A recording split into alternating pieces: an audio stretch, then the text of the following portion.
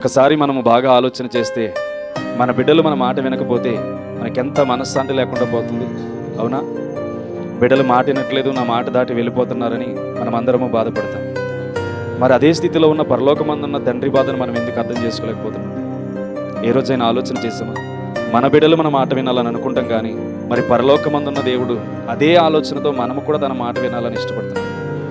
అలాంటి మాట వినాలని దేవుడు ఇష్టపడుతుంటే నీకున్న భారమే దేవుడికి ఉంది కదా.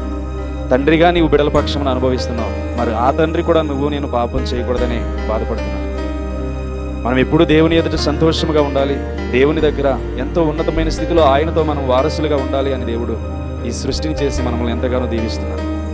కానీ నేటి దినాల్లో మనం ఏం చేస్తున్నామంటే దేవుని వాక్యాన్ని వింటున్నాము, కానీ తగిన ఫలింపు మనలోనికి రావట్లేదు. ఫలితం అనేది మనలో వస్తేనే దేవుడు మన యందు సంతోషిస్తాడు.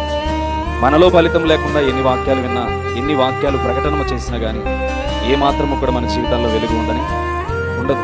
దేవుడు మనలో ఉండాలి అంటే ప్రాముఖ్యంగా మన ఫలము ఎలా ఉన్నదనేది గుర్తించాలి.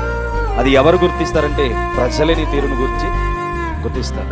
నువ్వు ఎలా నడుస్తున్నావో, ఎలా మాట్లాడుతున్నావో, నీ పద్ధతి ఎలా ఉందో, నలుగురి మధ్యన నువ్వు ఎలా మాట్లాడగలుగుతున్నావు, ఎవరినైనా దూషించగలుగుతున్నావో, దాన్ని బట్టి నీ గురించి, నీ ప్రవర్తన గురించి ప్రజలు మాట్లాడుతారు. అదే నీ సాక్ష్యం. నీ సాక్ష్యం ఏంటనేది నువ్వు చెప్పుకుంటే వచ్చేది కాదు, ఇంకొకరు మాట్లాడగలిగితేనే నీ సాక్ష్యం అవుతుంది. నీ సాక్ష్యం గురించి నువ్వు ఎప్పుడైతే నువ్వు చెప్పుకుంటావో దానికి విలువ లేనట్టే. నీ సాక్ష్యం గురించి ఇతరులు ఎప్పుడైతే మాట్లాడతారో నీ భవిష్యత్తు బాగుంది, దేవునిలోకి వచ్చాక వీళ్ళ స్థితి మారింది, దేవునిలోకి వచ్చాక వీళ్ళ పరిస్థితి మారింది, దేవునిలోకి వచ్చాక వీళ్ళ పద్ధతి మారింది, వీళ్ళ నోటి మాట సరైన తీరులోనికి వచ్చిందని ఎప్పుడైతే ఆలోచన ఇంకొకరుగా మాట్లాడతారో అప్పుడే నీ జీవితానికి సాక్ష్యం ఉన్నది.